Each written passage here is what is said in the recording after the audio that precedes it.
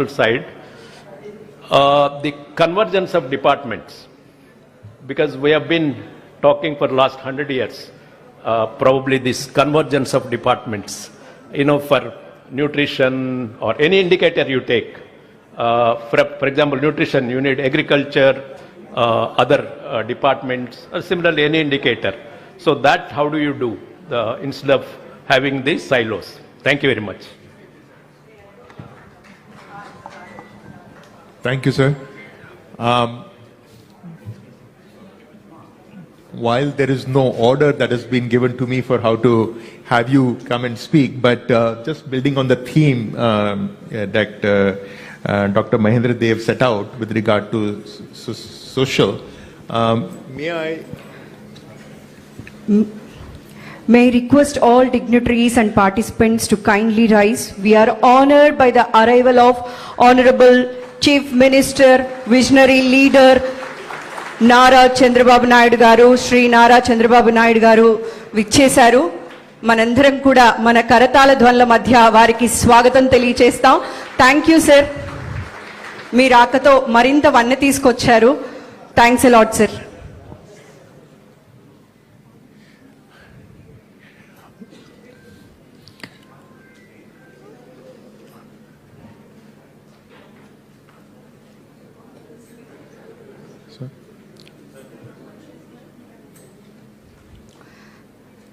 Sir, with your permission, we are continuing the panel discussion. Thank you, sir. So, with your permission, can I continue, sir? Sure. Thank you, sir. Just kind of, thank you, Dr. Dev. And since you concluded your points, very well made out points around sustainability, society, disparity, etc. Maybe in the fitness of things, Dr. Balu, would you like to build upon that point that he said? Thank you. Either way is fine, sir.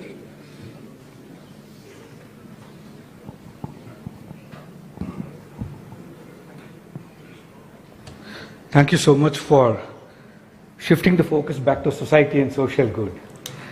Honorable Chief Minister and all the fellow co-panelists, I have the unfortunate pleasure of sitting amongst all economists on the stage. I don't say unfortunate because of not being an economist, but I believe that data and numbers have got this inbuilt trap in it of giving us projections that actually may not be completely ground-truthed. And so when you say society and societal good, I'm reminded of my life 30-40 years ago living with the tribals in the forest of Mysore. And I was walking through some of the tribal colonies, and one particular family told me that they got 15 kilograms of food grains from the ration shop.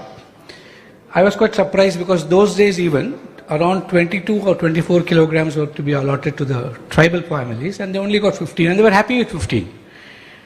What I realized was when I look at the numbers, every tribal family in Karnataka had already been given adequate rations to the extent that it is defined. Food Corporation of India's go down showed that exactly the same amount of food grains are getting lifted. Everywhere the same thing was happening.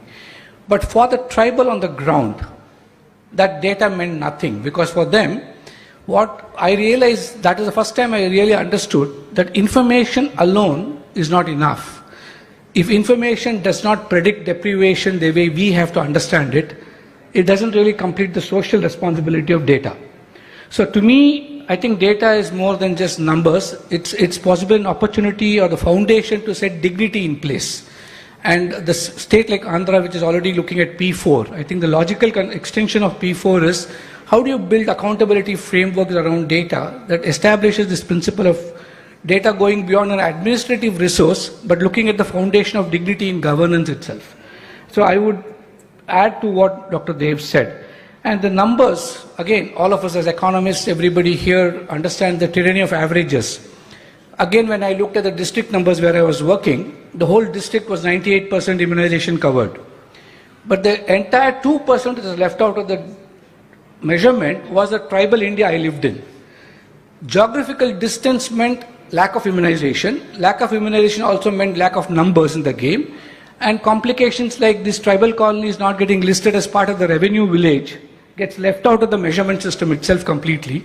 And therefore, when you looked at data, even if they show 100% immunization, still populations which definitively require that kind of care gets excluded. So the story behind these narratives has to be carefully actually deconstructed to understand, does it include these numbers? And I was very impressed when I read the whole P4 document, and Swarnandhra without P4 I think will not be Swarna. And so it's a wonderful idea that the Honorable Chief Minister has conceived, because citizen centricity has to be part of the data capture mechanism. Otherwise, data for whom and owned by whom? Because today, right now, data is seen to be owned by the state.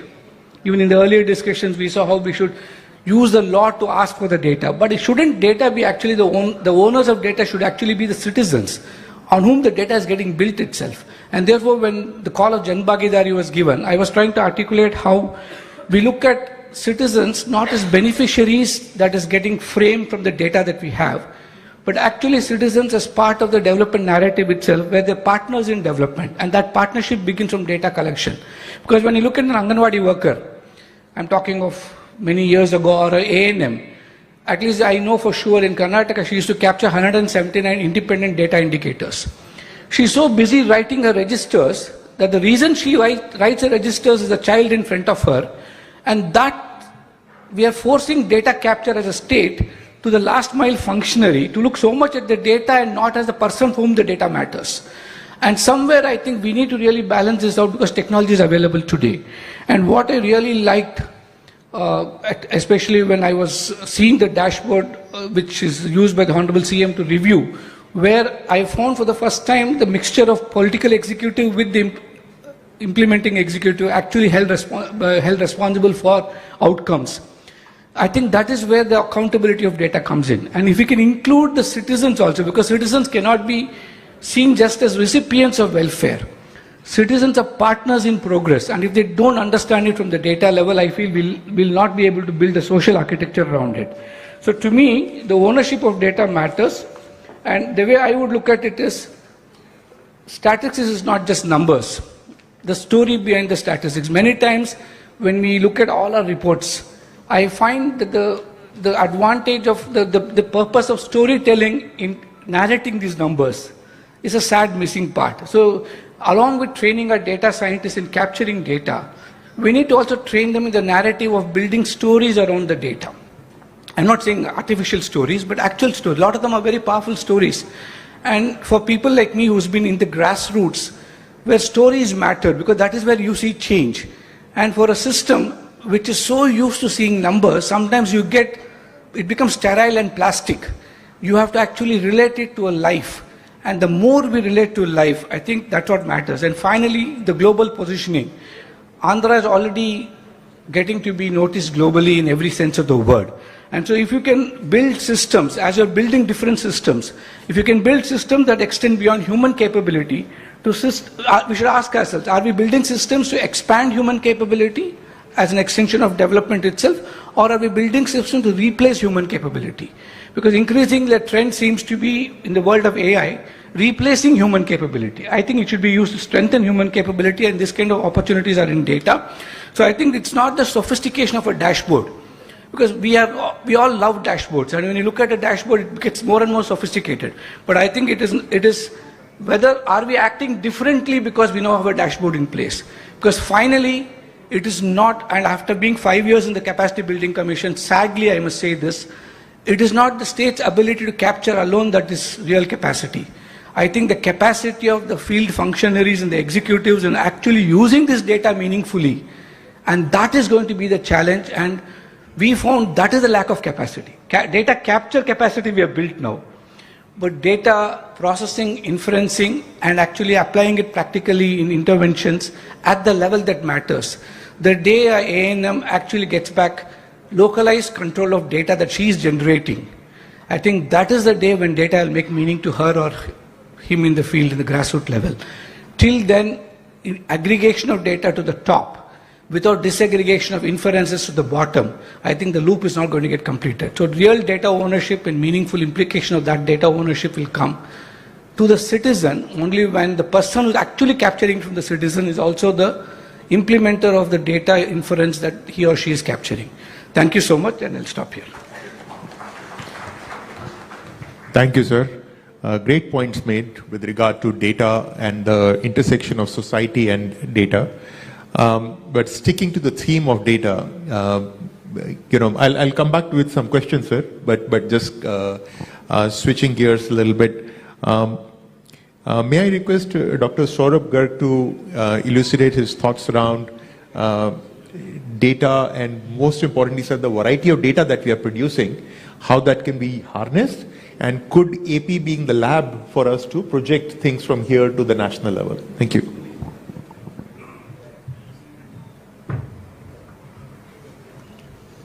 Honorable Chief Minister. As we talk of a Viksit Bharat at 2047 and a Swarnandhra at 2047, I think the realization that it has to be data-based is increasingly there. So up till now, our focus was much more at national level indicators and state level indicators. Going forward, the focus will be district and perhaps even below district, which we haven't really talked about at mandal level or tehsil level indicators and using data. That is one aspect of it. The second is now we have a much greater amount of data. We have administrative data, extensive administrative data, including, for example, GST. We were discussing how GST data can be used so much more to get district level estimates. Apart from that, we have a lot of alternate data. We have geospatial data, we have mobile data, which is, or big data which is available. So how we can harness that for district level estimates, which in turn will ensure that when we are making policies which are focused for a Swarnandhra or a Viksit Bharat, they are so much more cost economic and also more effective. For this purpose, that is why from the Ministry of Statistics, we are working with the state governments, and I think Andhra Pradesh has been one of the first one to have this kind of a conference through the planning department, talking about how data can be leveraged. One of the 2 or 3 things which we will need to do to ensure this, one is to harmonize the data so that the definitions, the concepts, the classifications of that data of different departments are uniform. I won't say same, so that they can talk to each other, the data can talk to each other, it is interoperable. And for that purpose, there are guidelines that we have put out which will help the states, and we are working with the states on that. So that is one on harmonization of data. The second is how to ensure that the accessibility of data is so much more. Honorable Prime Minister in the Chief Secretary's conference had mentioned कि हम लोग अपना data ले लेते हैं और फिर cupboard में बंद कर देते हैं कि कोई देख ना पाए वो data.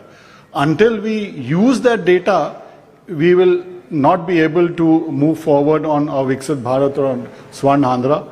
So how to ensure that accessibility of that data is there? Obviously, we have to take into account privacy, confidentiality, and laws are for that. So that's the second point I would want to emphasize when we are talking about using data for the next 20 odd years. And the third is how we can generate more district level estimates. For example, we have different surveys that we do for informal sector employment, informal sector manufacturing or services, the PLFS and the annual survey of unincorporated sector. So if we also do this at the district level, the state governments participate and Andhra Pradesh is participating with us, we will be able to get a bottom-up generation of district level estimates. And we just saw the more than 500 odd KPIs which have been identified. It will help to streamline these KPIs much more going forward. And the third thing which I would want to add is how we can develop more use cases. Gati Shakti is one use case where 1700 data sets come together for project planning. We have Vahan database which with insurance is being used. So each department would have some use cases where they need data of another department. So maybe from the use case background, when we work backwards, we will be able to develop the mechanisms to pull those data together. And we look forward to working with the state in this. Just one other point I would like to mention, that going forward, the GDP calculations are going to follow the new system of national accounts which the United Nations has just released in 2025. And there are three things which are new in that, and which over the next few years we will incorporate in the GDP or bring it out alongside the GDP. One is that recognize the data as an asset, so that what is the value of that data we are understand, and who can harness that value best, the private sector, the government, and how we can do it in a manner which is digital privacy compliant. The second is, what are the changes in the natural resources that are happening, the depletion of natural resources. We were talking of sustainability. So that concept is entering into the GDP calculation itself. And the third, which again what I think the chairman PMEAC referred to was on the disparities, is on well-being, how well we are able to capture well-being of the citizens. So these are three concepts which will enter GDP, and I'm sure this will also help to ensure that our Viksit Bharat and Swarnandhra are so much more dispersed and widespread. Thank you.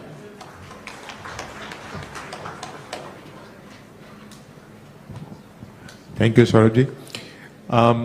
May I now request Dr. Raju to share his views with us. As he had shared in his presentation earlier, that they kind of had this full life cycle of data, analysis, policy, action, and the feedback implemented at the UP. And the other thing that struck me was the disparity that he showed between, at the district level, between the highest growing district and the smallest growing district. I'm sure there are some learnings now that Honorable Chief Minister is also here, sir. Would you like to share your thoughts on that? Thank you so much.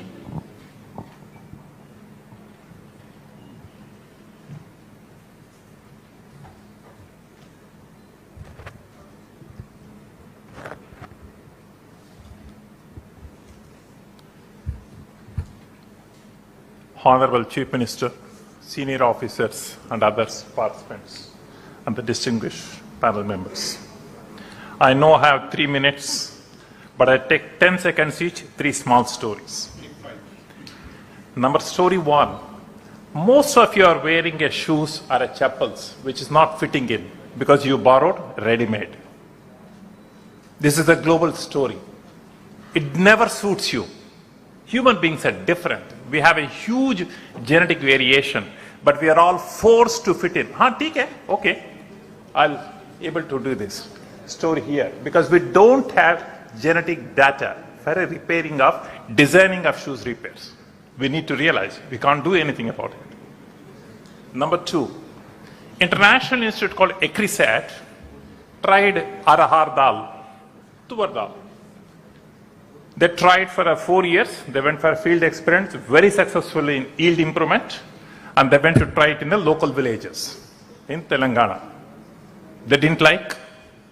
Now what do? 6 years of efforts. You know why? It didn't taste well. And the taste has no parameter in your research. Data never focused on this. Number 3, you open your mobile, Android mobile app, what does it come? You get all over the world apps, but I don't get my village map, I don't get my district map, I don't get my mandal map. It should be up here, the minute I open this, I don't want 30, 40 apps. I want my village map, I want my mandal map. So then you should be icons, drinking water, all the services, immediately I can go. If I want to go to the drinking water as a service, I need to go by 5, 6, 7 levels. Do we understand this? Why women, local people don't use it? Because it's not easy. It's not designed for that. So data collection, data using, 2 different things. We never think about this because they're all designed for a global, not for local. Can we do something about it? Think it over. I'll come back to yourself, moderators' questions. data has three dimensions. We need to understand this first. One, area specific. Village level, Gram Panchayat level, Mandal level, Taluk level, district level, state level. Everything for a geographical area is available. Then we see the variations. Who does what, how much allocations, all geographical wise. Number two, it is a second set, is a user specific. For example, milk users, vegetable producers, finance, credit companies, SHGs, classic example. Then FPOs. There's similarly many other MSMEs industries.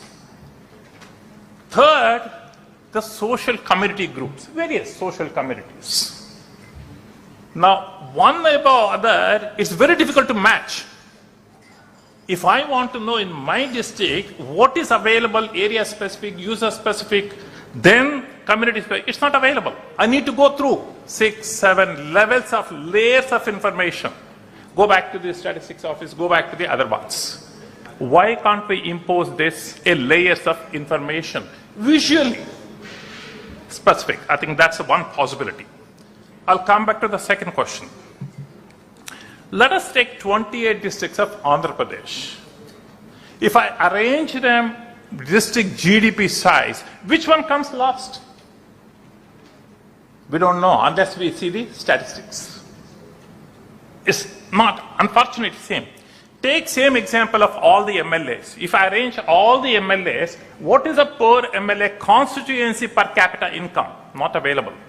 Same true with the MPs. My dream is put all the 763 districts. If all them can come, then we know where is this bottom districts.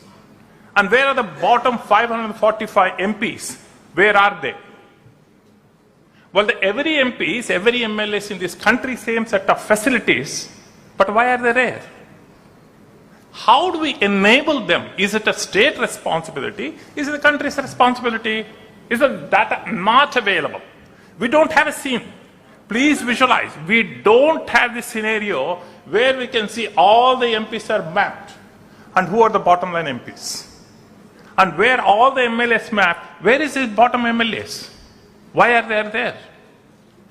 It may be good to see, for example, Bangalore has 28 MLAs. Is all MLAs are same per capita income in their constituency? We don't know. Same as Delhi, same as Hyderabad. So how do we enable to ask the right questions? If an MLA comes or MP comes to the CM or a PM, how do we know what they have done? We don't have that information. Is it hidden or we are not built? Some of these things, that would be really useful. Thank you, time. Thank you, sir.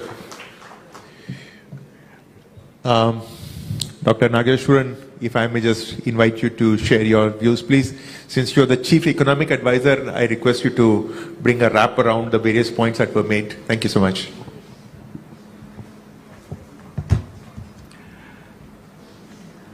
Honorable Chief Minister of Andhra Pradesh, fellow panelists, officials of the Andhra government, ladies and gentlemen.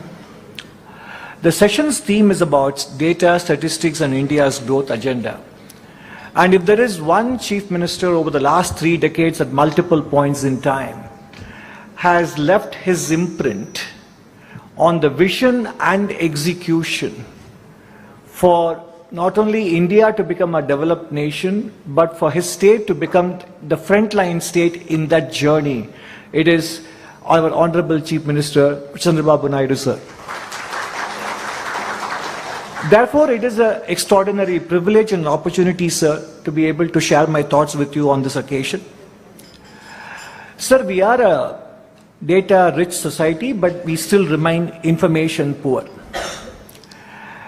And therefore, this economic intelligence 2-day workshop comes at a very opportune moment because the Ministry of Statistics has done a lot of reforms over the last 2 years under Dr. Garg. And therefore, it is an opportune time to implement them in states as well. So this is a good time to dovetail what is happening at the national level. And therefore, this 2-day workshop is an important milestone in the journey. Some important pointers we need to keep in mind as we do this exercise at the state level also. First thing is to realize that one template will not fit all states. Depending on the state's endowment in agriculture or industry or services or at the district level, the kind of data that we collect and the kind of information systems we put in place will have to match with the district's endowments and the strengths, rather than having one template that suits all states and all districts. And secondly, states have to focus, and this is true for national level data also, we have to prioritize timeliness over precision in terms of data availability. Because a precise number delivered too late will not be useful for public policy. We should look beyond the data, we should look beyond GDP to the economic activity that the data throws up. And post-lunch, the conversation between the Secretary Industries of the Andhra government and the former Chief Statistician of India is something that all states must actually get the recording and listen to. Because what Mr. TCA Anant shared in that speech provides an important template, not only for Andhra's goals and aspirations, but for every other state to marry granular data, external data, with the GST data which states own. So therefore, it is up to the states to demand that the GST Council make available the data that will enable them to plan at the district level the kind of economic vision that the Honorable Chief Minister has for the state. And then, data should be released in a form and manner that all people can use them. They should be machine readable and they should be interoperable. One citizen, one definition is important. This morning we had a waiting for Darshan at Tirumala. The Secretary of Statistics, Dr. Garg, said the definition of a Pakka housing has at least 4 to 5 definitions within the union government, different ministries itself. So that needs to change. So when we come to statistics, it should be one country, one citizen, one definition. I will conclude with 4 important caveats, not only for this state, but for the other states and the union government to keep in mind, because this is one thing that the state has done so well, Andhra Pradesh, and we saw evidence of it in the last half a day so far, decomposing the headline ambition into granular targets. And we saw plenty of evidence of it. So it is not just one headline number, it is broken down all the way down to the tehsil, or to districts, to different sectors, and so on and so forth. But therefore the next step is, we need to focus on measuring outcomes and not just output. Just to give one example, a kilometer of road laid is an output. The reduction in logistics cost and the farm gate to port time is the outcome. Therefore, department should be measured on the outcome and not on the output. And then, closing the loop, data should trigger action and it should reach a desk which has the authority to act. And then aligning incentives. The data and outcome metrics should be linked to department performance. And the last thing is, whenever we create targets, they create incentives to manage the target itself and not the outcome. So therefore, we have to be able to create metrics that are hard to gain. In closing, I would say, we do not lack the ambition, we do not lack the data, but we have often lacked the disciplined plumbing that turns a number into a decision.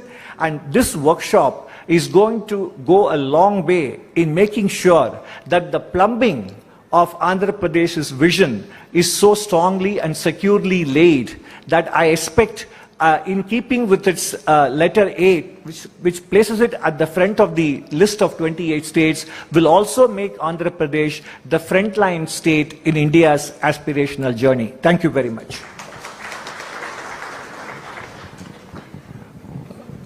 Conscious of the time, because we are all waiting to hear from the Honorable Chief Minister, just giving 5 minutes for any questions that we may have from the audiences.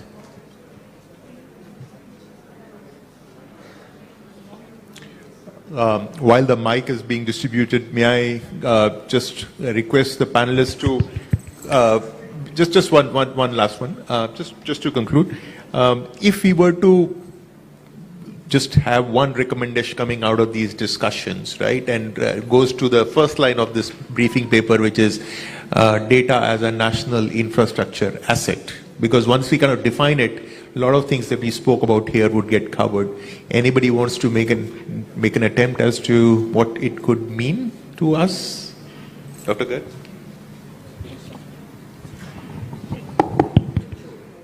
So, I mean, if there was only one recommendation or one thing which I would want each department in the government of Andhra Pradesh to just inventorize or even just make a list of what data they have. I think that itself will throw up so much more insights and the ability to generate more actionable interpretations by just ensuring that the data that they have a clear action plan to make it accessible for others to use it. Thank you, Doctor. Thank you so much. Can I add one? Yes, please. Okay. To keep AP on the front line in the country, build database from Gram Panchayat level to the state level. Yes, and answerable and public domain transparency. Yeah. Dr. Dev? One thing, I mean, in the morning I mentioned, I liked compared to other states, first I should compliment the Honorable Chief Minister for, and the officials for organizing this important program. Constitution-wise vision action plan is very important thing, which I think I have not seen any other state doing it. I think we should popularize this in other states also, because there you are involving not only the government officials, but also political people, MPs, MLAs, and I would also urge to involve private sector, industry and others, because private employment and GDP, they contribute also more. And of course, ordinary citizens. So this, I think I like, this is the one thing I like. Sure. Thank you.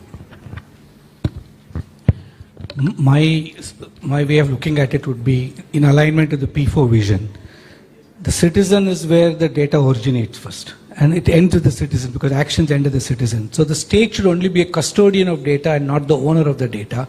The citizen should be the owner of the data in the spirit of P4. And Andhra can be the first state to generate some model which the rest of the country can imitate. Thank you.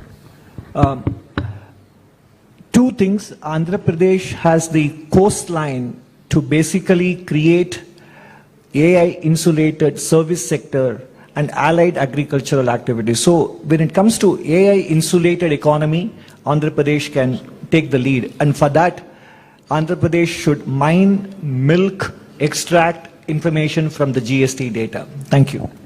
Thank you. Thank you, my panelists. I hand it back to you, please. Thank you so much. Thank you, sir. Thank you, Sri Suresh Goyal, sir, and our esteemed panelists for a rich, engaging and thought-provoking discussion on the role of data, statistics and governance in India's growth journey. Thank you, sir. Thanks a lot. May I now invite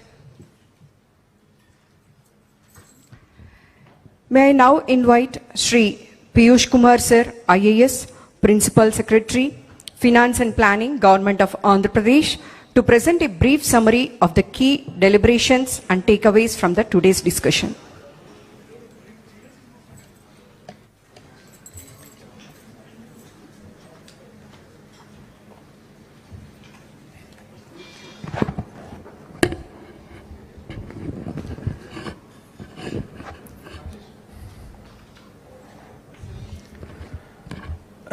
Honorable Chief Minister, Sir, eminent panelists of the session, distinguished guests and academicians, my fellow officers, senior officers and fellow officers from Government of Andhra Pradesh, all the distinguished guests. It is indeed a very, a great privilege and a pleasure for me to invite the Honorable Chief Minister, Shri Chandrababu Naidu Garu, for this session of interaction with all the experts. Sir, this 2 days conference is a outcome of your visionary outlook, sir. Under your visionary leadership, last 2 years, planning department, we have taken leaps and bounds in terms of the Swarnandhra journey that we have started in not only the vision planning exercise, the action implementation exercise, but also in terms of the capacity building and in terms of the discussion around.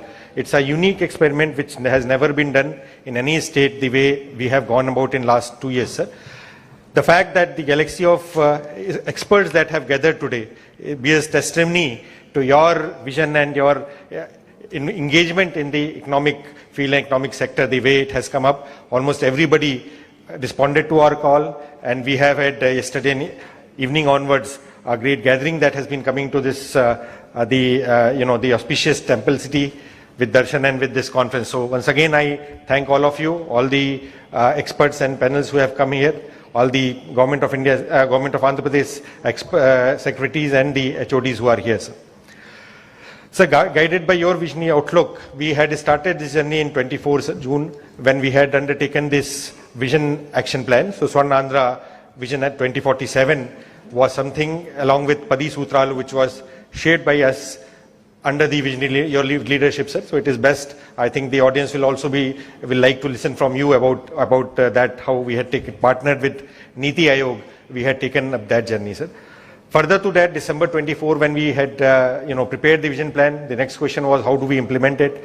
And that is where the unique experiment about district vision units and the constituency vision units, which the honorable panel members also talked about, and Mahendra sir also mentioned, a unique experiment that we did. Each constituency wise, not only we have engaged the officials there, but academicians also and the public representatives at that level. Along with that, we also worked upon the KPIs, the key performing indicators. These are comprehensive universe of data set that is being generated. Almost 650 KPIs that we are capturing, automated system from the bottom up at the mandal level, at the district level, aggregated again in the constituency level. So it gives a roadmap of what is the constituency and district performance. So the collector's review, and that is happening through that intervention. We started sometime in last year, May, we had completed this. This includes about 200 economic parameters, around 150 SDGs, the social parameters, as well as the governance parameters. Now, having come to that, sir, in this journey, sir, we partnered with our knowledge partners, the KPMG and National Council of Applied Economic Research NACER team had come in and we had taken up. We have now gone around the field and looked at how this is coming up. But we felt that there is a need for capacity.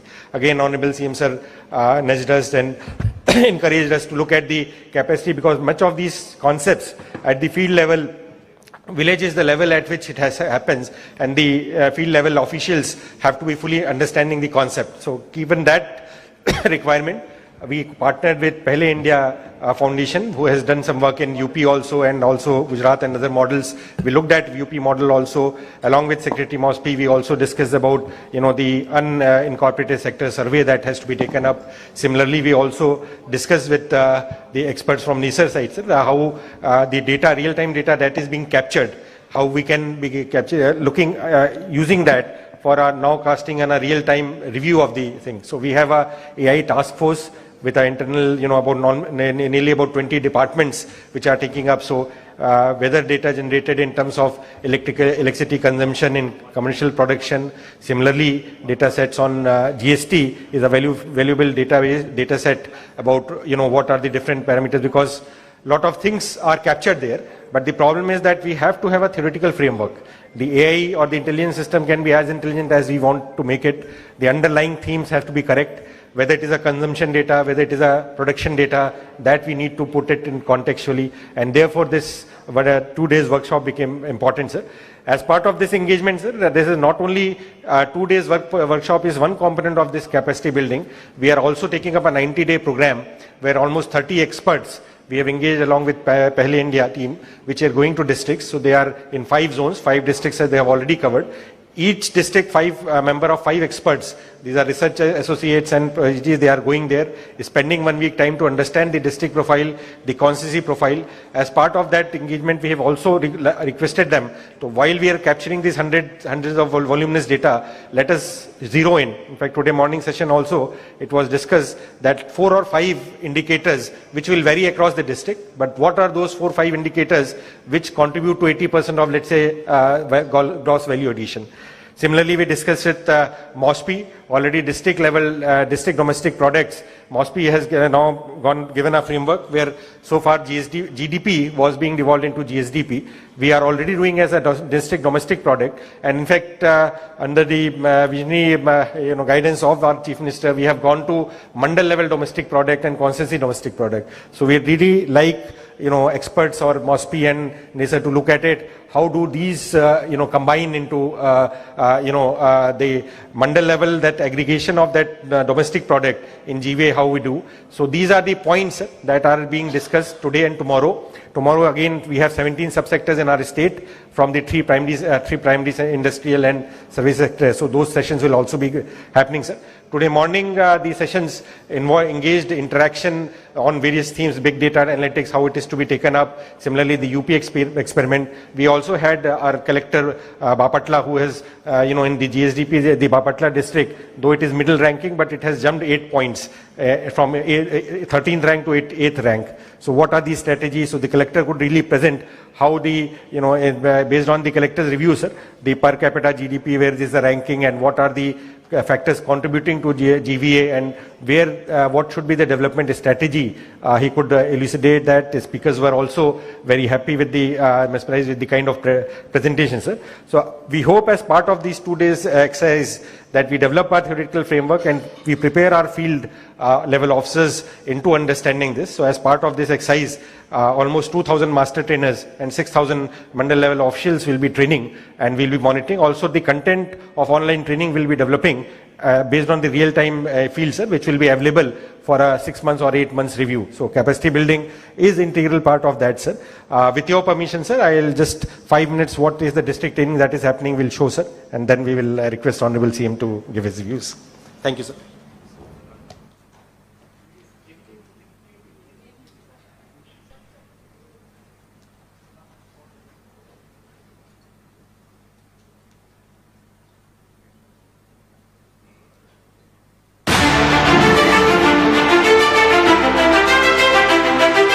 On the lines of and under the visionary leadership of the Honorable Chief Minister, Shri Nara Chandrababu Naidu, Andhra Pradesh has embarked on a transformative journey, Swarnandhra at 2047.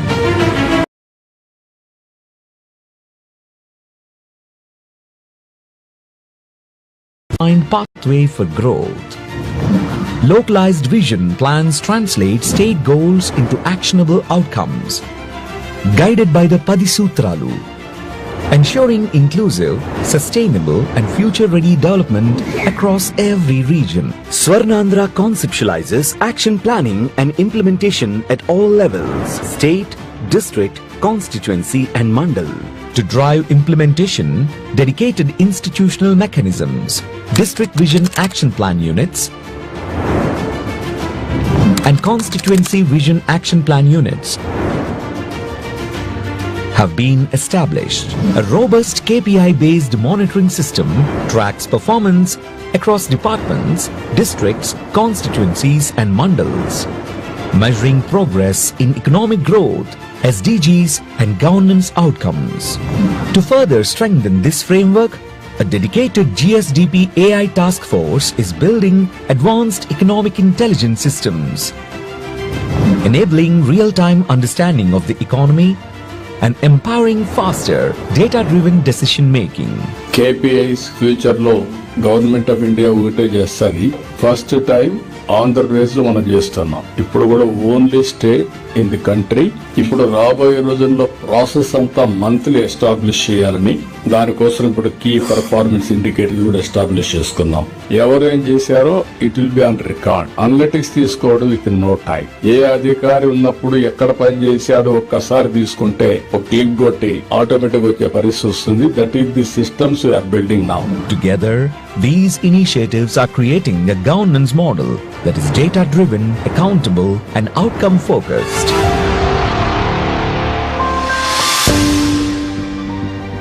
But transforming vision into measurable outcomes requires more than systems. It requires empowered people. Recognizing this, Andhra Pradesh has launched a comprehensive statewide capacity building program, a first of its kind initiative designed to equip officials with the knowledge, tools, and analytical capabilities required for economic governance. This program is not just about training. It is about enabling every official to understand the economy, interpret data, and take informed decisions that directly contribute to growth. It spans the entire governance ecosystem. 980 district-level officials, 6,125 constituency-level officials, 2,750 master trainers. From Srikakulam to Sri Satya Sai, this initiative, including structured workshops like this, is building a new generation of data-driven administrators. Officials are being equipped to understand GSDP, sectoral performance, high-frequency indicators, and real-time economic signals, shifting governance from routine administration to outcome-driven leadership. This marks a fundamental transformation from assumptions to evidence, from intuition to intelligence, from activities to measurable impact. Every official becomes a growth catalyst. Every district becomes an engine of development. Every intervention becomes measurable. Across Andhra Pradesh, this movement is transforming how decisions are made and how growth is delivered. The training programs have been organized by the planning department in the district of Kakinada. As part of the training program, the training was imported to the master trainers, the constituency level officials, the district level officials, and also to all the key stakeholders across different sectors. And I'd like to thank the planning department for planning this training and then imparting this training at all levels. Thank you. Through this initiative, Andhra Pradesh is building an administration that is future-ready, powered by economic intelligence, and driven by accountability at every level.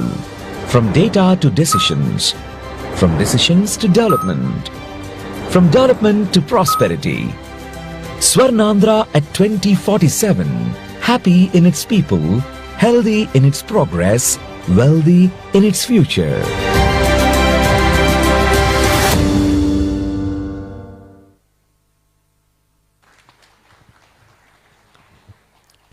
It is now my proud privilege to invite the Honorable Chief Minister of Andhra Pradesh, Sri Nara Chandrababu Naidu Garu, to deliver the leadership address on Swarnandhra 2047 vision and call to action for measuring and translating growth to Swarnandhra outcomes.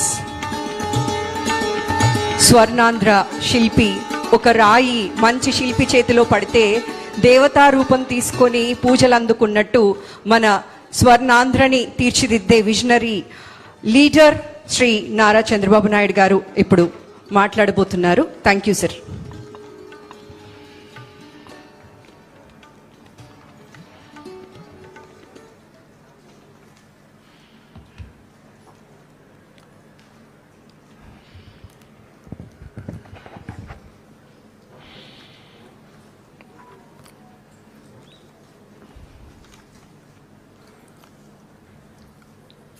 First of all, I wanted to extend warm welcome for extraordinary gathering here today. Especially so many experts, starting with I welcome Professor K.V. Raju, Member Niti Ayog, and Dr. Balasubramanyam, Member Niti Ayog. I also extend my welcome to Ananta Nageswaran, Chief Economic Advisor, Government of India, and also Dr. Subhash Garg, Secretary, Minister of Statistics and Program Implementation, and also especially very important Mahendra Dev Professor, Chairman Economic Advisory to the Prime Minister. This is the gathering, if you see all of them, total eminent personalities to frame the policy, to guide the governments. You are all here. And also Rajiv from Pahle India is also here. This is where it is very nearer to me, to my heart also. Not now, for the last 3 decades. First time I became CM in 1995. I have seen the systems, how they are functioning. We started economic reforms in 1991. China started economic reforms in 1978, only 13 years ahead of us. Then I prepared first vision in this country by engaging McKinsey, world best consultant at that time. Everybody asked him, what you are doing?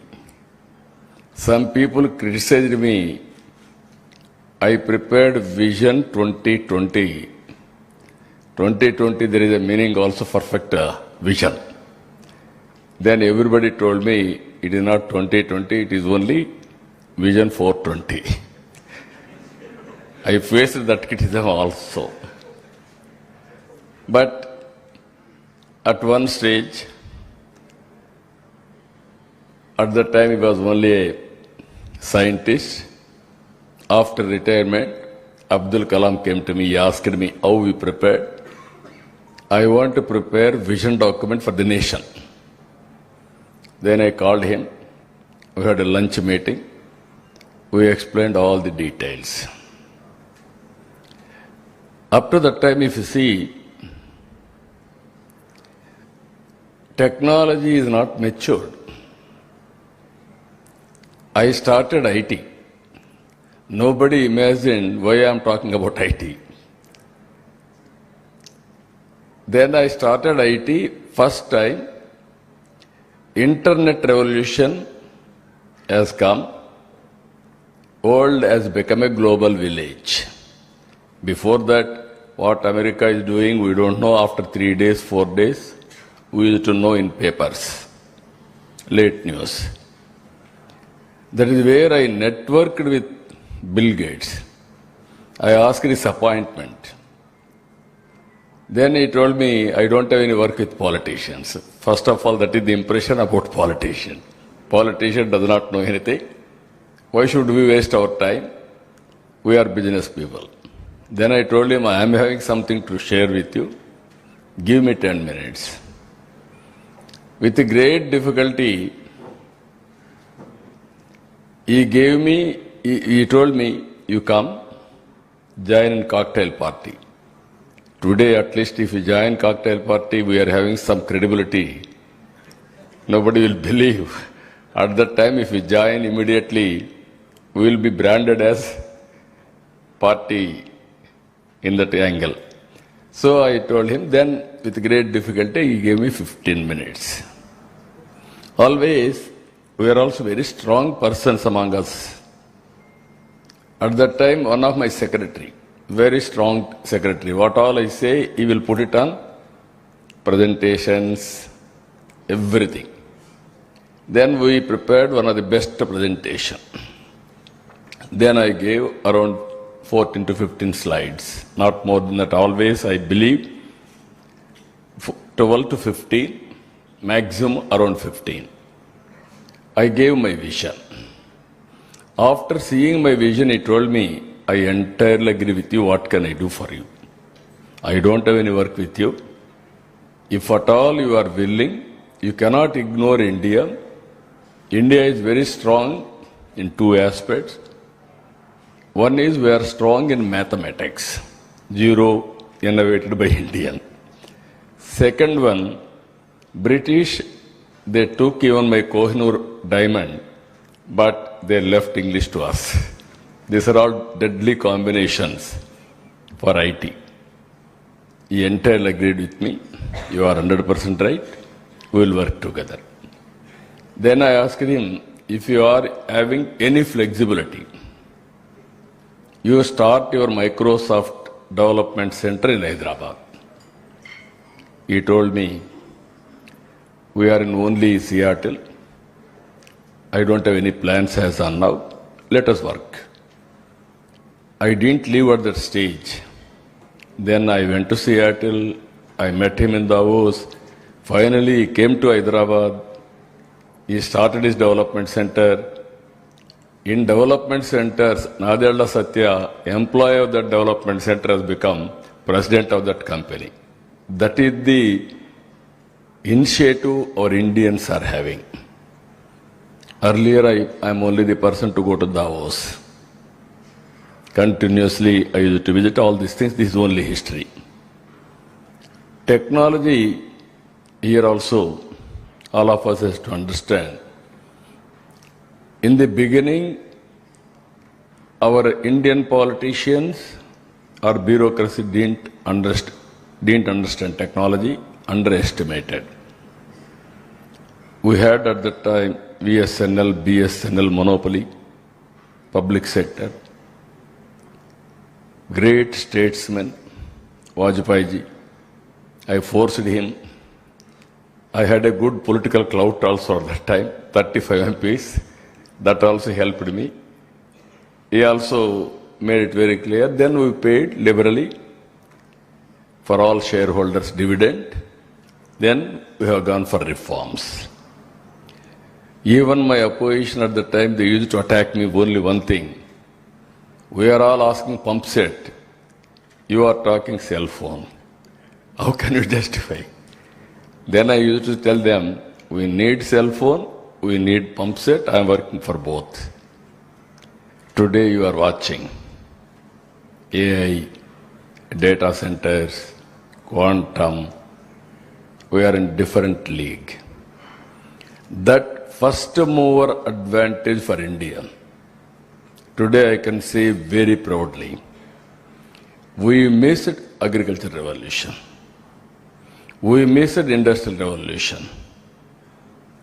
We are able to encash service sector revolution because of information technology and supporting other economic activities.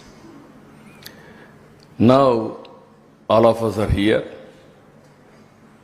I had a bitter experience about GSDP. Around 2014, my officers are unable to understand what is GSDP, even including my planning secretary at that time. Then I used to sit with experts and those who are calculating in Delhi. Only Delhi planning used to do. Even state governments may adopt or may not adopt. Sometimes we are not in a position to discuss. First time I started discussing GSDP, preparing all sectors, quarterly collectors conference and head of the departments I used to discuss. With that discussion, if you see, we are able to grow 13.5% GSDP CAGR. And also, at that time, ease of doing business, total computerization, then going on reviewing dashboard. For 5 years, first year we are number 2 after Gujarat. After that, always we are number 1 in ease of doing business. Of course, today we have changed the gear. I am talking about speed of doing business. Always innovation has to come. Otherwise, you will be stalemate.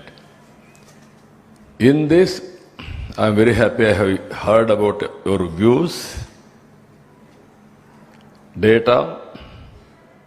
Future is only data-driven governance or data-driven decision-making. Data is wealth, according to me. You are having proper data. You will arrive a real solution for execution, for monitoring, for corrective measures. Always I used to say, there is no proper data. If you feed computer garbage, garbage will come. If you feed proper data, nothing like that, on health or education or anything for that matter, agriculture, everything, it is a big game changer. Now for the last 2 years, my planning department is doing exercise. We are going slowly, earlier yearly, then we made it an exercise quarterly. Now every quarter we are having a collectors conference. Now I want to go monthly. That is where our vision document, if you see, 10 principles. Now by hearing you with you and also Raju Kumar, Pala India, he told me 11 is very auspicious figure. And also why can't you include private investment in this? I will be very happy. Even I heard some of your discussion. Immediately we will make it 11 principles from now onwards. We will start our homework. Always investment is very important. Now models have come. One is PPP, viability gap funding, and so many models. So with all these things, I wanted to request all of you, we are in an inspiring time. I am using this word very clearly. Technology is matured. And also knowledge is available. And also if you see here in our government, Aadhaar is a game changer for India. No other country is having Aadhaar. So Aadhaar, nobody can duplicate. Now any passports, immigration, everything, even our welfare, without any fraud, we can distribute all these things. There is a debate among all of us. Different countries have adopted differently. Main reason is confidentiality of personal data.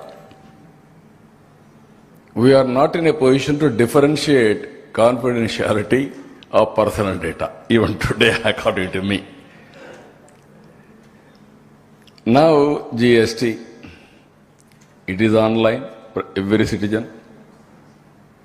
We can identify income tax, it is online. Even my property tax, it is online. Only issue is synchronization of data is not available, that's all. Now I am talking about health.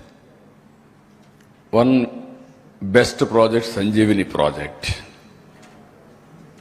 This Sanjeevani project, every individual health record, I can put it on digital. Keep confidentiality. Whenever you are interested to know the final conclusions, some more things, mass data, names, all these things, go for analytics. In Andhra Pradesh, around 75 lakhs, around 8 million are critical patients. Different problems. Having all these things, once in 3 months, I wanted to go for total clinical tests. I will know the position of each person health. Then on the basis of that, I can go further. Preventive, real-time monitoring and curative at cost-effective solutions.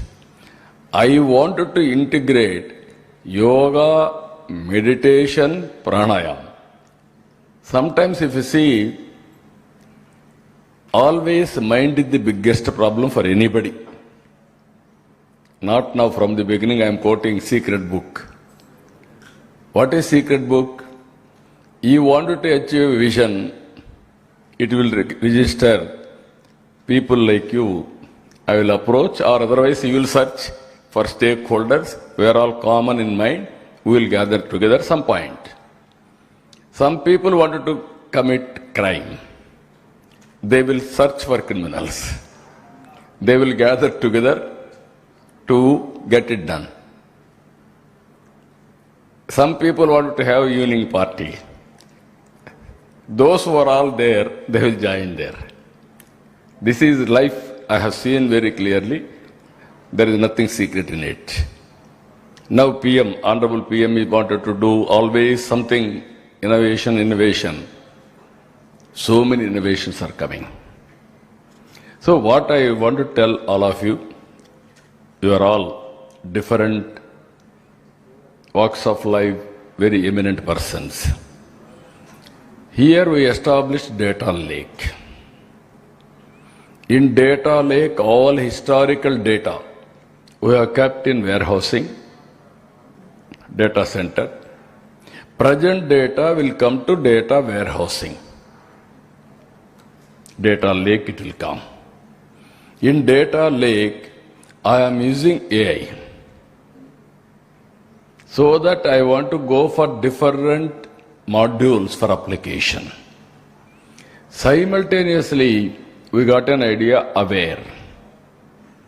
Outside data, I wanted to collect real time through satellite, through drones, IoTs, sensors, CCTV cameras, and also, if necessary, wearables for health devices.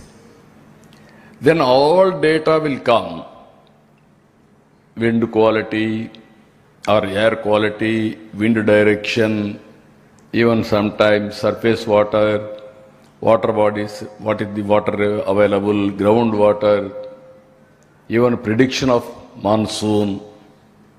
So many things, what are all variables for health devices.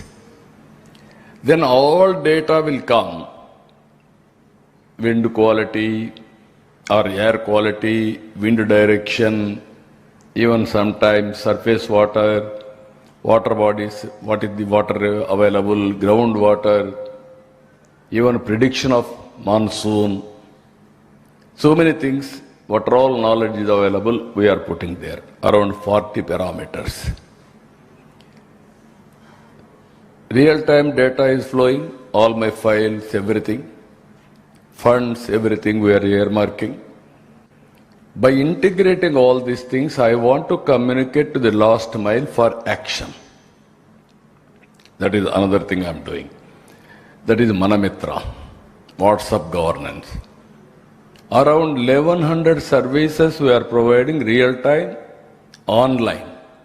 Even somebody will say by phone, you will ask voice. I will convert voice into text, attend to it and send back to him. All problems, this is where PGRS, public grievances, how to address, which department is having more problems, what is the root cause, correct from the grassroots, everything we are doing. So here, all welfare programs, we are getting information, we are monitoring very clearly, every family, how much welfare we are giving, we can monitor now. Government of India, what they are giving, what I am giving, how many family members, everything. Finally, I have gone for P4 also. As on today, P3, public-private partnership. All our wealth has been created through public-private partnership.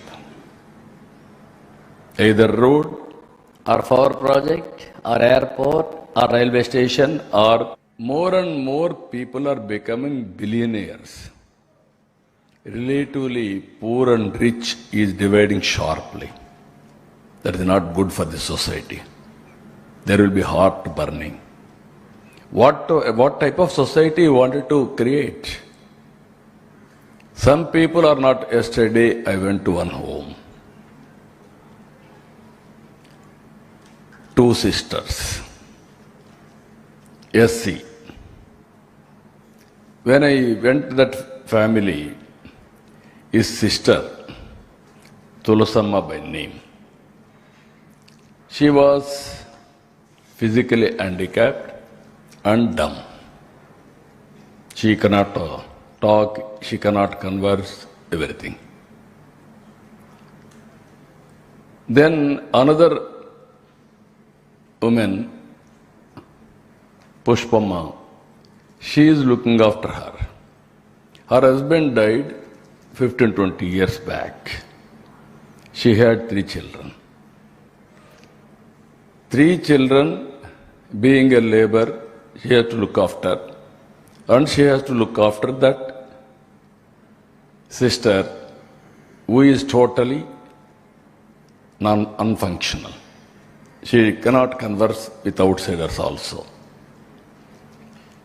Then we used to give earlier, slowly, one by one, 3,000 rupees pension. I have increased that pension to 4,000 for widow pension she is getting. Another sister, earlier they used to give only 3,000, I made it 15,000. She is bedridden, some attendant is required for her, all these things. With that money she was able to do better. Meanwhile, I created an organization, DACRA. That organization is helping all DACRA women for self-help or self-financing. They financed to her, she purchased 2 buffaloes. She is selling that milk. With that milk, she had a tea stall. And then she is earning some money. She graduated her son. That fellow got some job. He is earning 16,000 rupees. She sent her daughter to school. First she sent her, because no money, orphanage. There she educated. Then finally 1 buffalo she sold, 40,000 rupees. By spending that money, she educated her daughter as a nurse. She got employment, now nurse employment. You see the human story. All of you, as told very clearly, by seeing everything is very simple. There is a family, there are families, there are a number. We are all calculating 1 crore 60 lakh families, 5 crore population. Inside, if you go beyond figures, you will know what is truth, where to attempt, where to bring public policies. This is where I am thinking differently. Now another thing, P4 is meant for this. Now I started, it is only a beginning. It's an humble way. As on today, around 12 lakh families were adopted by 1 lakh Margadarsis. I made this name also, MBK 1020. MBK means Margadarsi Bangaru Kutumbam. 10 top layer, 20 bottom. Top layer is Margadarsi, bottom layer is Bangaru Kutumbam, golden family. You adopt, not one day, not charity. It is your social responsibility. We are all here in a hotel discussing all these things. Where we have studied? Who spent for all of us? It is only taxpayers' money. I studied in government school. Whose money? Taxpayers' money. Most of us, but we got an opportunity. Only few people got an opportunity. Only 1%, 2%, 5% like that. Remaining people are having same problem. Those who born with me, they are in the village itself, they are having ordinary living standards or below living standards. So this is where I am saying always, I used to say one more thing. Up to 1991, all experts are here. I am also economic student. I didn't do big research, that's a different issue. I am also economic student, MA post-graduation. That too, humble university from Venkateswara University. Not a Oxford or big universities. But I studied from the beginning society. What I wanted to tell you here, is it not our responsibility to build a society and sustainable living standards for everybody? We got an opportunity, we are thinking, we are happy. Is it not our social responsibility to handhold? Here I wanted to make it very clear, all of you. Wealth is not coming automatically. You have to plan, you have to create wealth. Before 1991, India is blamed everywhere. I used to go to some other countries at that time. We are all blamed Hindu growth rate. What is Hindu growth rate? Only 1.5%, 2%. I had a bitter experiences with all top heads of the nations. They used to argue with me, India, you cannot come up. You won't develop. You don't do that culture. As an insult, I used to argue with them, you are thinking India is not going to come. One day, I am telling you, so much of argument I have done. Directly after 95, Singapore PM and me are traveling in Hyderabad. I have shown everything. Always I want to convince people. That is my habit, with optimism. Then going on talking, he told me, Mr. Naidu, you are so confident. You are too optimistic. Then I told him, I am not too optimistic. I am realist. You are thinking India cannot grow. I am assuring you, I am telling you, another 10 years, we are be different. We will grow. You are going to watch me. This is my bet. Then he told me, no, we should not fight. Agree in disagreement. We'll move forward. Okay. After 10 years, I went to Singapore. He was ex-PM. I met him.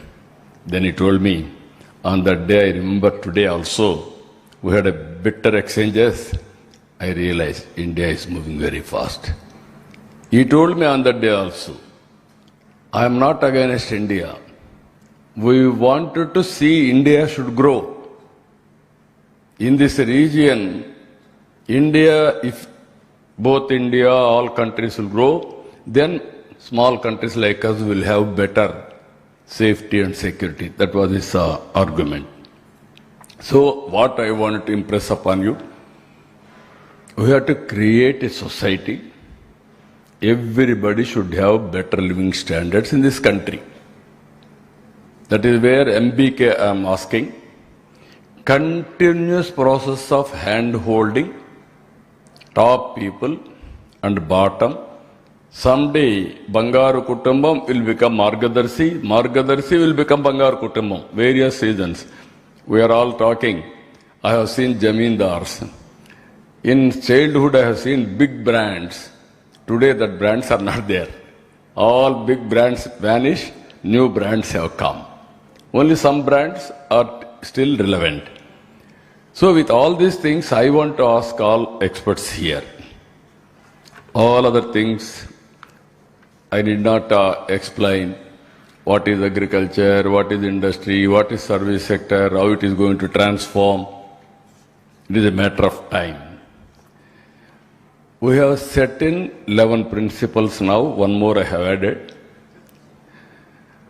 Then we have set in target 2047, that is 309 lakh crores. And also 3 crore, GSDP 3 crores 9 lakhs, 55 lakhs per capita income. And also other parameters, you know, all economic parameters we have given very clearly. Now data is available. We are able to KPI, we are able to decide. SOP we are able to establish. You are stopping somewhere, Mandal. With great difficulty, some of your panel has suggested Panchayat. I wanted to go every family. Family in the individual again. I am saying individual security, family empowerment. Why I am saying individual security? Because of my old age pension, family members are treating elders very well because of that money. I am giving 4,000 rupees. It is costing 2,000 rupees for them food. Remaining 2,000 rupees, it is helping their family for other expenditure. That is where we brought. Otherwise, if you give that money to family head or somebody, they may not give food for them. They may not treat them properly. This is where every family member, individual should be treated very well. With that money, again, empowerment. Nowadays, another problem, social problems we are facing. In olden days, big families, joint families, even children are looked after by elders. Now micro families. Slowly micro families are averse for more children. Now they are both wife and husband are employed, double income, no kids, let us enjoy. That is another problem. So many countries are facing aging problem.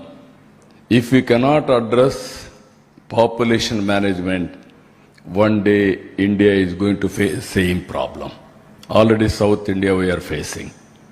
Even my population as on today 1.6 fertility rate. And also replacement level is 2.1. Now we started this exercise also. So this is where macro joint families I want to promote big way. And ultimately, how to balance all these things. As on today of post-mortem, you are all reviewing GDP only for the sake of review. We are not planning GDP. We are not investing on the basis of wealth creation. Now we have to, 10 years back, at least now it is better demand driven or need based we are going. Earlier recommendation based. I have seen that days also. First time I became MLA, we had 3 privileges. One privilege for MLA, to recommend gas connection. Second privilege for MLA, to recommend telephone connection, that to non-functional. It won't work. But we had a privilege, 3 phones. Only BSNL is the owner of that time, at that time. Then they used to give me 1 jeep. That too, military jeep. They will give me old jeep. It won't function. I have to, trolling, I have to bring it. That were the privileges at that time. So much of changes. Even small road, I had to go to minister, I had to do so much of work. Now slowly, demand-driven planning, and on the basis of that execution, we are putting. some panelists have heard. You are talking about MLAs, how to ask. One of you panelists made it very clear. Even PM or CM has to ask MLAs or MPs GSTP growth rate or GDP contribution of the constituency. Rajagaru, you ask, you are telling that. Leave alone, you have to ask your principal secretaries first. Then only others we can ask. This is not we are not tuned. That is where I am saying today, reorientation of leaders, either bureaucratic leaders or political leaders, who have to change their attitudes. We have to bring that knowledge among them. Then only what we are expecting, it will happen. Now all tools are available. There is some people are saying we have to fix accountability at district level. Not only district level, you can go to last mile. Agriculture, last mile, you can fix responsibility. Raitu Seva Kendram is having a territory. Then supervisory officers. There is a unit, there is a functionary. Both you can monitor continuously to top. Then you can fix accountability automatically. First of all, you have to give knowledge. If you won't deliver, train him. Then you have to fix accountability and streamline. That is the biggest exercise we have to do. In Andhra Pradesh, if you see here, everything, industry, we are getting reasonable investment. We are going service sector in a big way, especially tourism in the future, employment generation, there I am going in a big way. Even I have fixed 50,000 keys in Andhra Pradesh within 5 years' time. We had only classified rooms nearly 2,500 or 3,000 or 4,000. Now we are going quantum multiplication of all these things. Even opportunities, we have gone through everything. Regional basis we are going. Now you have to tell me economic intelligence, various parameters. We are going for key performing KPIs. Which KPI is contributing, what is the contributing factor? We are having roughly real time. Ultimately, by using technology, AI, can you make it more and more precision? Big data analytics. Then I can have real-time decisions and corrective measures. Now we are going, for one example I am giving you. It is a process, is very difficult. I have started 1100 services, real-time, online, we are providing. With great difficulty, we are able to reach 50% online, 50% physical touch. Slowly, now 60%. Now, we have started 60% or 65% public satisfaction. I am doing technology auditing. Then I am asking IVRS, QR code, various ways I am obtaining information from stakeholder. Then recently I started in public meeting, one side my district officers, another side politician, opposite public. Then I am asking, this is my officer, this is the satisfaction level. What is your explanation, you tell me. Slowly they are picking up. Now my goal is this year 80% public satisfaction. Then I want to go to 90%. Any deficiencies, I want either physical deficiencies or service delivery deficiencies, will correct it. Ultimately, public satisfaction is very, very important. Then only they will listen to me, otherwise there will be dissatisfaction. This economic intelligence, what Pale India is doing, you are training. There also we have laid good infrastructure. District level collectors, all my collectors are online now. And also we have engaged one of the best leading academic institutions as a knowledge partner. They are working with them. Then go further, constituency level, one nodal officer. MLA will be the chairman of that committee. District, I am involving parliamentary member and also concerned minister. Now I want to, if you go these 3-4 levels, plan panchayat as a unit and also plan short-term, medium-term, long-term planning for a family as a unit. Taking family members as a resource apart from other assets. I have seen yesterday some survey from Government of India. Visakhapatnam, highest working population, 52%. That is a good sign. Can we increase 70%? This type of surveys you have to do now. Their per capita income is 6,65,000. Now data centers are coming. So many things are coming. Tomorrow it will be 15 lakhs. Quantum jump in knowledge economy.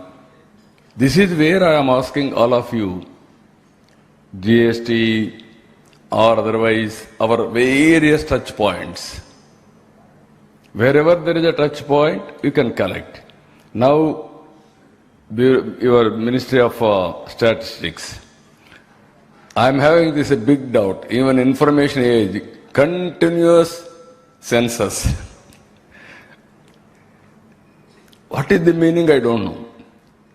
Land records are available, persons are available, Aadhaar is available, but even in Government of India, not two departments, not two data are interacting. Everybody standalone system, don't mistake me, everybody is a custodian of his data.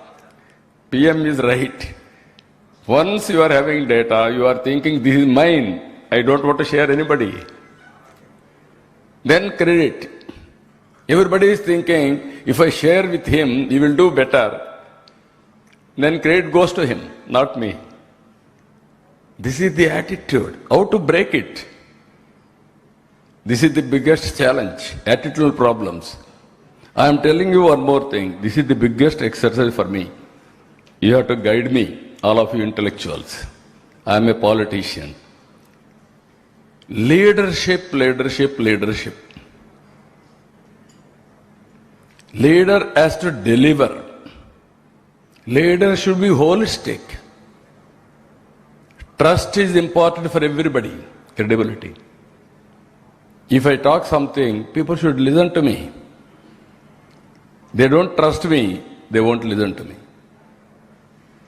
Even all our leaders, how to make our leaders more and more efficient leaders. That is where countries like Singapore, it is a small country, we are all justifying. We are big country, Singapore is small country, no comparison. In the first instant, we are pushing them. No, they are ethical leadership. Morally, they are very strong. That's why they are able to survive. Same wavelength.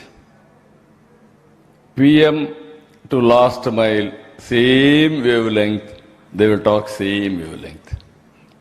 PM will say something, I will say no. That is my political situation. This has to be changed to a certain extent, then only things will happen. Now like-minded people are joining together. At least all of us has to work in the direction. Advisors to Government of India also. You guide us, we will produce a proof of concept. with humbleness. My aim is I want to grow 15%. Some people are saying, no, 20% we can grow. But if I say 20%, my planning secretary will say, sir, I will go on leave. Day by day you are increasing target. We don't have any confidence. Even it is not possible. This is the biggest challenge I am facing, but this meeting is only the beginning. We are in the midway. You have seen our data. Now 2 days conference and also training program, we will reach reasonable level. Every 15 days we are having cabinet. Every monthly SIPC, SIPB. Every quarterly collectors conference. Once in 2 months head of the department's meeting and secretary's meeting. And also we are putting everything, discussing. Now data is available. Every Monday I am sitting with RTGS 2 hours for reviewing data. What data, what next, how to go about, all these things I am reviewing with them. So this is a very interesting time. So I am asking all of you, crisis will be there, find a solution, and the data is available with satellite. Some more, if you bring some more scientists to analyze real time, I will be very happy to get it done and use it and move forward. As on today, the support from all of you is amazing, extraordinary. If necessary, you guide me. I will sit as a student with you all. I will learn things. Always I am saying I am a student to learn things. Learning and de-learning is a continuous process. Today you have given so much of information to me also. While taking decisions, I will keep all these factors in mind and move forward. With this, I am thanking all of you. Thank you. Very nice of you. Now, anybody want to ask any questions or guide me differently? You can do that also. Anybody is having any questions or you wanted to guide us, you say something, please. Kriya University. They are one of our partners. Now 4 principals out of 10, 4 principals they have taken up as custodian and take to logical conclusion. That is Kriya University. Please carry on. So just like you made 10 into 11 principles, you have made our 3 into 4 today. So okay, that's good. Sir, very inspiring talk as always. So this morning I was with Honorable Minister for IT in Sri City, and you introduced the 11th point of private investment. He mentioned in this morning when we were talking, 25% of all investment in India is coming into Andhra. And I said, wow. He said, no, you are saying wow, but my Chief Minister is saying, where is the remaining 75%? Just wanted to share that, sir. Thank you. You are right. If you satisfy, then status quo, then diminishing. Always fight. Innovation, innovation, innovation. Morning we had a meeting, G. Ramji, inauguration by Honorable Minister and Deputy CM. Now I have come here. That is different chapter how to convince people. This is different chapter how to learn new things. This is a continuous process. Anybody? Please. Mike. Again, sir, very inspiring. And I have only one point regarding the infrastructure. Can we do something for the cities which are the engine of economic growth above the public transport as the infrastructure vehicle? What do you mean by that? For example, the transit-oriented development or any kind of, we have actually, most of the cities are actually affected by this automobile-driven. We do not have the robust public transport system to connect the this community to connect the movability or the connectivity to the growth. No, that is where, as you rightly mentioned, This is what, all these things are coming logistics. Out of 11 principles, one principle logistics.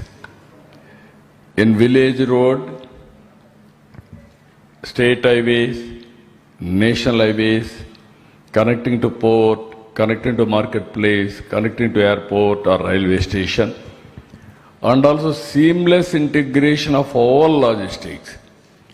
One is road infrastructure. Second, I want to connect almost all railway logistics. For example, from Chennai to Calcutta. As on today, 2-lane.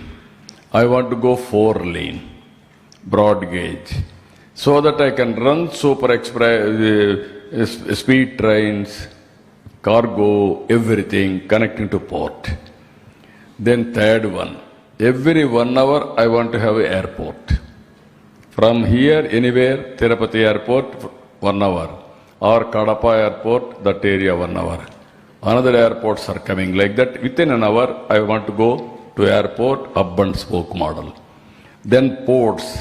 Same thing I want to connect within reasonable area. Every 50 kilometers, one port. Ultimately, hub and spoke. Big ports, small ports, consolidation and connectivity. Either cargo or passengers.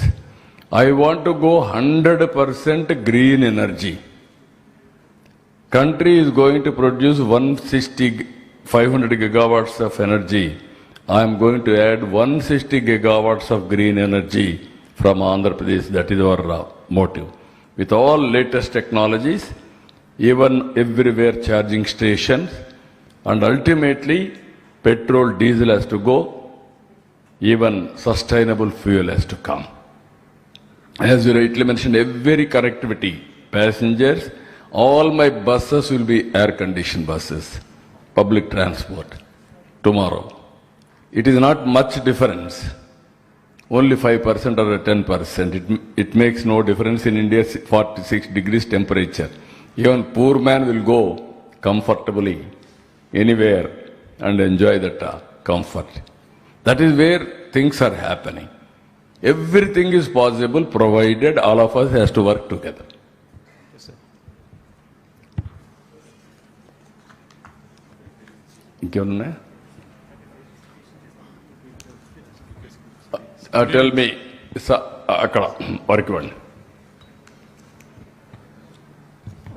Sir, first of all, I would like to compliment you are our inspirational leader.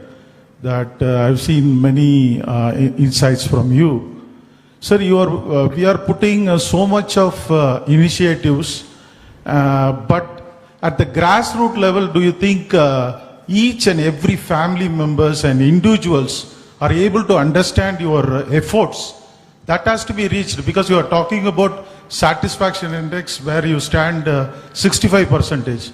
I want to make it 100. Now 73%, 72%. Yes. We are reaching now. I want to reach this year 80%. As you rightly mentioned, yes, sir. Even including you, I don't know what is your position. No, I am from VIT Amaravati, sir. Yeah. VIT Amaravati. Yes, sir. Everybody is busy. What government is doing, you are unable to understand and utilize.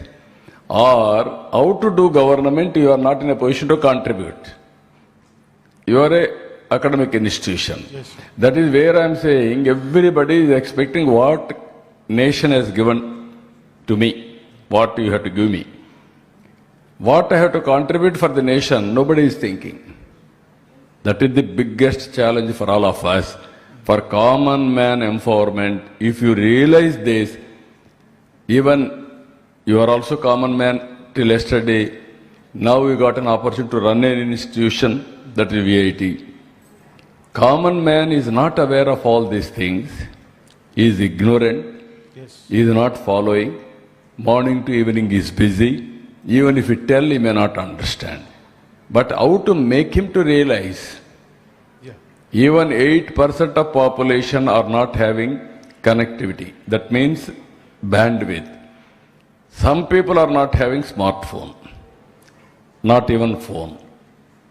These are all the things, how to reach over a period of time, that is important.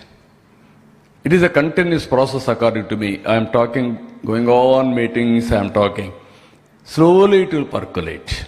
It will trickle down. The day will come, there is a feel-good factor that you have to keep it in mind. Ambedkar has given only one thing.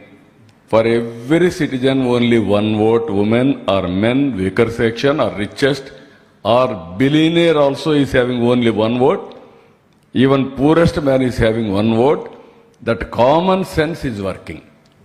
Even common people are having a feel-good factor. Yes, this government is doing well. This government is not doing well. This functionary is not doing well. We are thinking we are intelligent, nobody knows. Everybody, people are watching. At least that ecosystem players, they are all aware. That is what I want to say. Thank you, sir. Thank you. Thank you. Good evening, sir. Yeah, please. Sir, I am Professor Sudarshan Rao, Vice Chancellor, JNTU Anantapur, sir.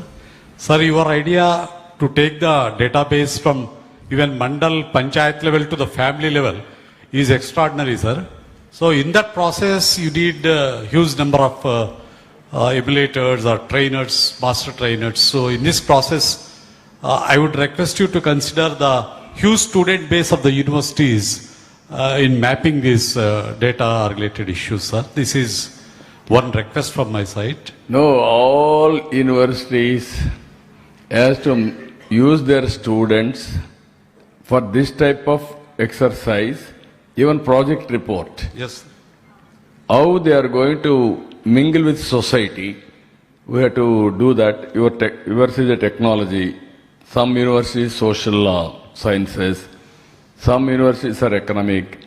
How to bring it multidisciplinary students to do this type of jobs. This is where sometimes all our education is theoretical. More theoretical. Yes, sir. It is not practical. Again, employer tomorrow somebody will employ. He has to retrain them, then only they will get it done things. That is the biggest challenge. We will work together. All universities, all colleges, everywhere I want to go in that direction. Sir, already with data analytics, we are seeing the many MNCs, they are entering into our private life, our data. So is there any policy from AP government to protect the privacy of the... No, 100% all these things, privacy is important. Nobody can take our data. That is some problems are there. Our semiconductor, even long back I asked one question. I have given digital currency report. Honorable PM asked me, you give me a report on digital currency, you know very well technology. Then I called all RBI departments, service providers, and everybody. Then I asked them one question. Can you give me guarantee our data is not going outside the country? Nobody took that initiative. We are not sure. Answer is simple. Why? Chip is manufactured somewhere. We don't know how they are going to get that information. So this type of problems are there.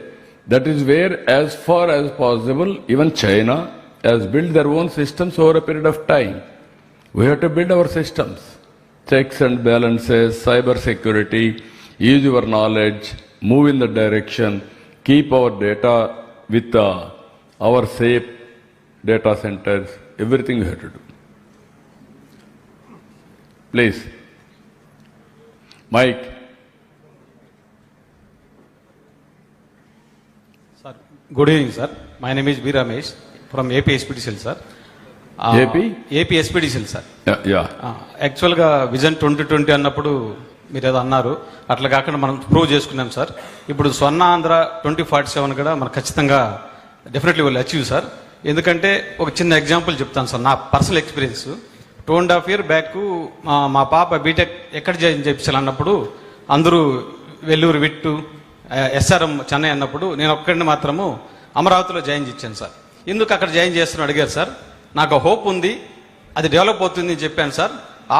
ఇప్పుడు 2 ఏళ్ళలో తమరు ఎస్ఆర్ఎంకి వెళ్ళి visit చేసి అక్కడ quantum computing open చేశారు sir. అప్పుడు అందరూ నువ్వు తెలివినోడు అన్నారు సార్. నేను తెలివినోడు కాదు, అది హోప్ రా అని చెప్పాను. అది హోప్ రా, అది ప్రూవ్ అయింది అని చెప్పాను సార్. రెండోది వచ్చి ఇప్పుడు మా కొడుకుని స్కూల్కి పిలుచుకొని పోతాం అంటే ఆ బ్యానర్లో వైజాగ్లో జీ ఎందుకు నన్ను పెద్దదని అడిగారు సార్. పెద్దది ఎందుకంటే జీకి అబ్రివేషన్ మార్చేశారు ఆయన వచ్చి. జీ అంటే ఏంది అడిగారు సార్. గూగుల్ డేటా సెంటర్ పెట్టడం వల్ల ఏమి మనకు వస్తుందో కూడా ఎక్స్ప్లెయిన్ చేశాను సార్. ఇది ఒకటే కాదు, వైజాగ్ కాదు, చాలా పేర్లు మారుతాయి మన స్టేట్లో అని మా బాబు గారు చెప్పడం జరిగింది సార్. ఇదంతా మా హోప్ సార్. కాబట్టి ఖచ్చితంగా మేము స్వర్ణాంధ్ర మీ ఆధ్వర్యంలో సాధిస్తాం sir. Thank you sir. Thank you. Very nice of you. Everybody should have confidence and also reinforce our thoughts. Mike.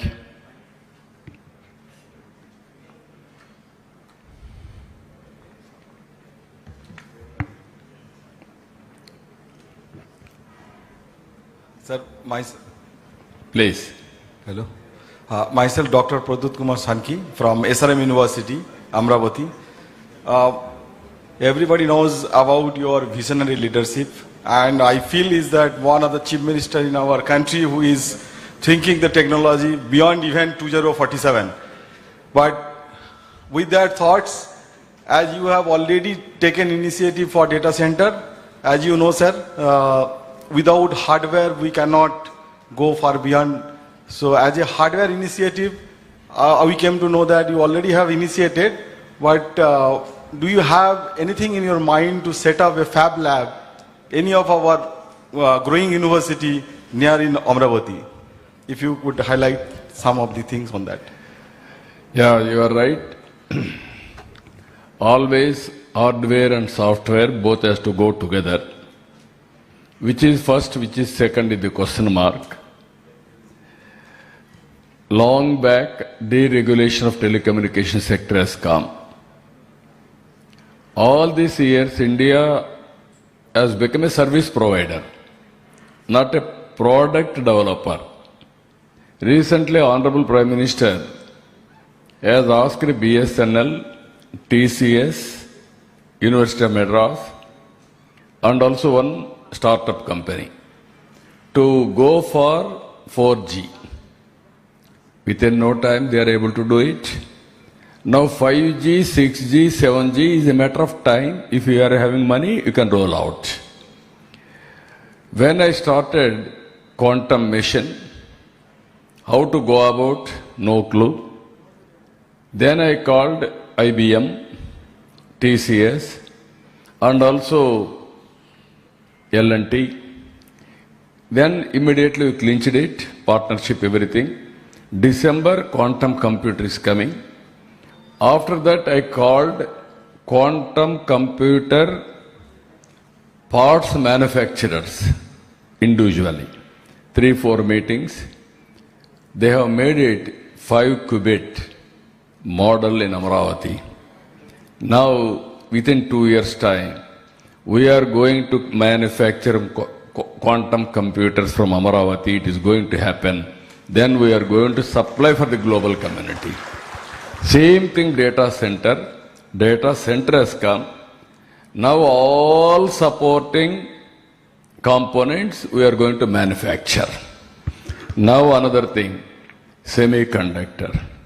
Semiconductor, we are going in the direction. 9 universities are working. But still there is a lot of work we have to do. Recently I went to Singapore. They have done reasonably well.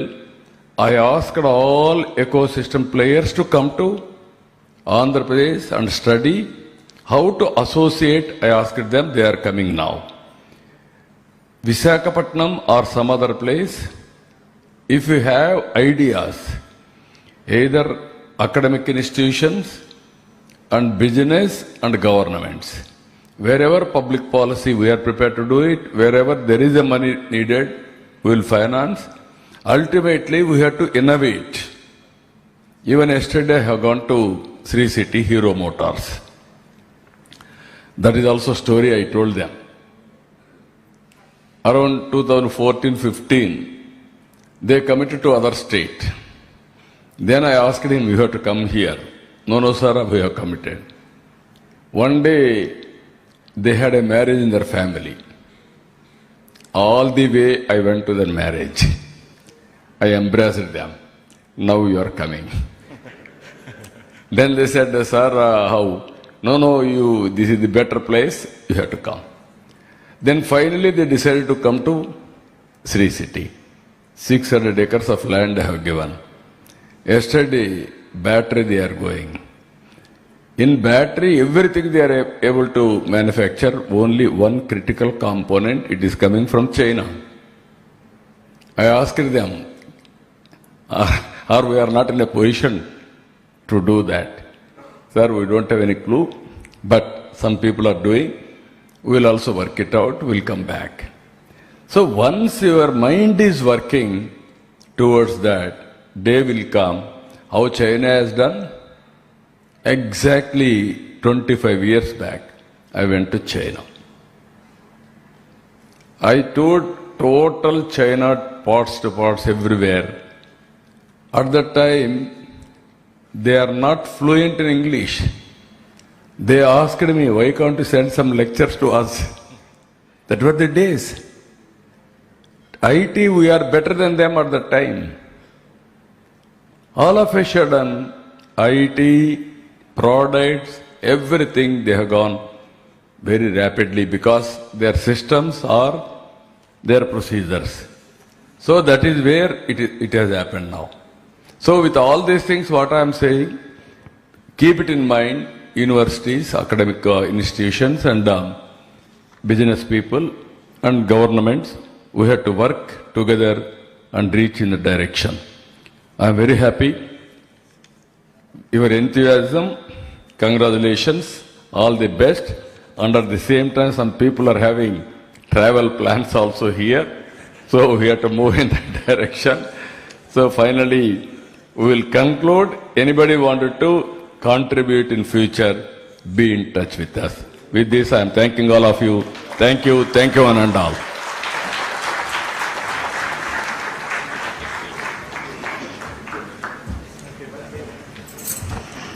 Thank you, sir. Thank you, Honorable Chief Minister, sir. Your visionary leadership, unwavering commitment to transformational governance, and emphasis on measurable outcomes provide a clear direction for all stakeholders as Andhra Pradesh moves forward in its journey towards achieving the Swarnandhra-2047 vision. May I now request the Honorable Chief Minister of Andhra Pradesh, Sri Nara Chandrababu Naidu Garu, to kindly present mementos to our esteemed guest,